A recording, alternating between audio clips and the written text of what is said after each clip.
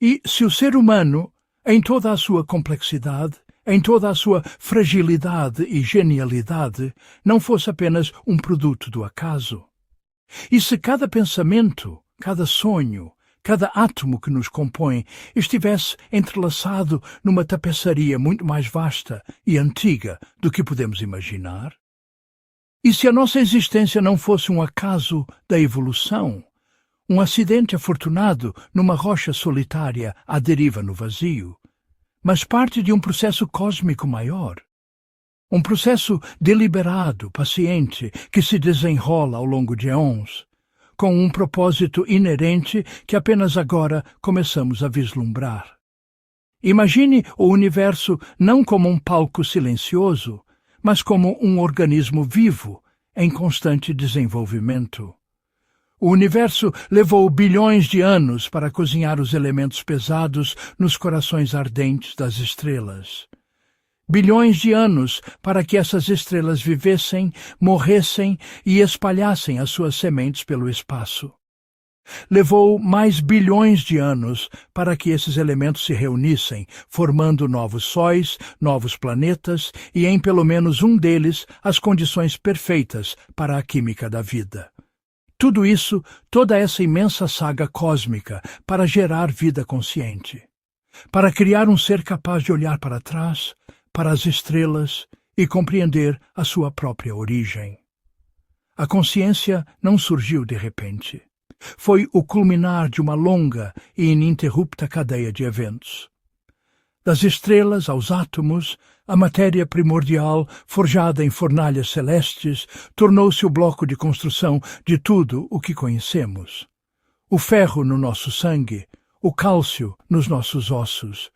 Tudo foi um dia parte de uma estrela distante. Somos, literalmente, poeira de estrelas.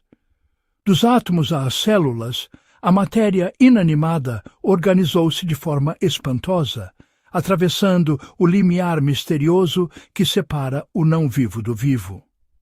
Moléculas simples uniram-se para formar as primeiras células, as primeiras centelhas de vida a dançar nos oceanos primordiais do nosso planeta.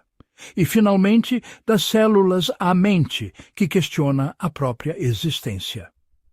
Milhões de anos de evolução celular, de desenvolvimento de sistemas nervosos cada vez mais complexos, levaram ao surgimento deste fenômeno extraordinário, a mente autoconsciente.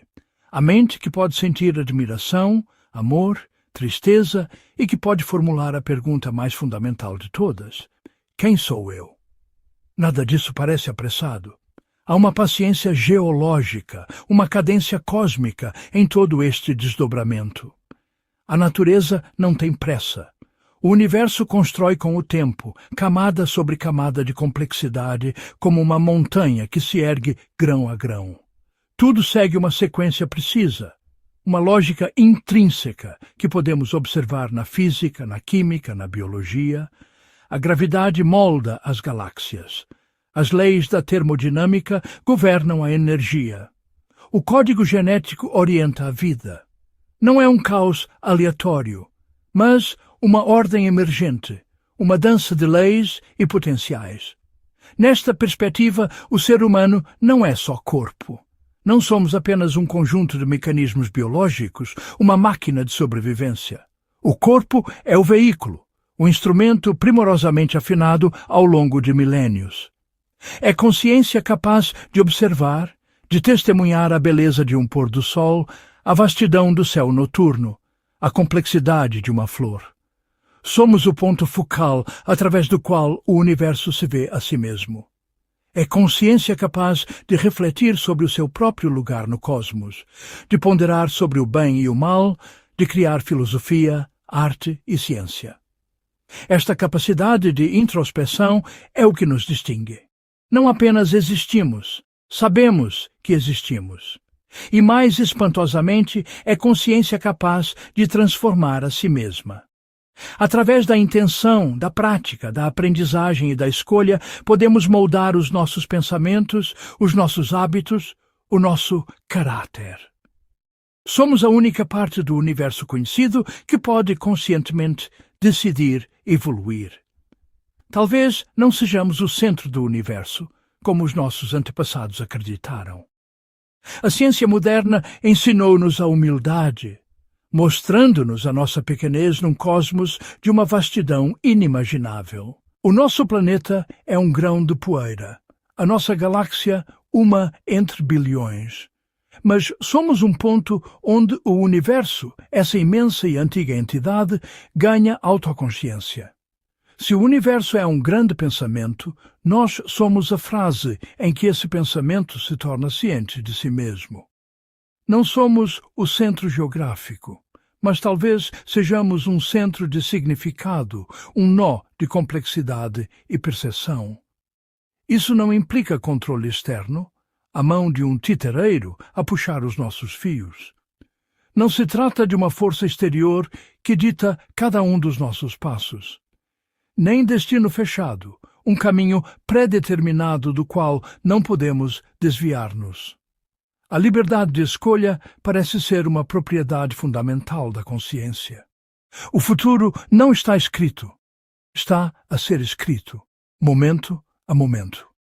Implica participação, implica responsabilidade. Somos co-criadores. Somos os agentes através dos quais o processo cósmico continua a sua exploração. O que fazemos, o que pensamos, o que criamos, importa. As nossas ações ondulam através do tecido da realidade. É como se a consciência humana, com todas as suas falhas e glórias, fosse uma fase do próprio cosmos. Uma nova fronteira, não no espaço exterior, mas no espaço interior. O universo já explorou a matéria e a energia de formas incontáveis. Agora, através de nós, está explorando possibilidades. Está a testar os limites do que é possível. Através de nós, o universo explora a ética, a compaixão, a justiça.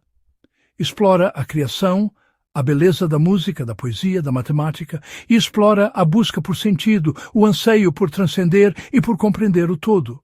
Ver os humanos como um projeto cósmico, como a vanguarda da exploração do universo no domínio da consciência, não significa perfeição.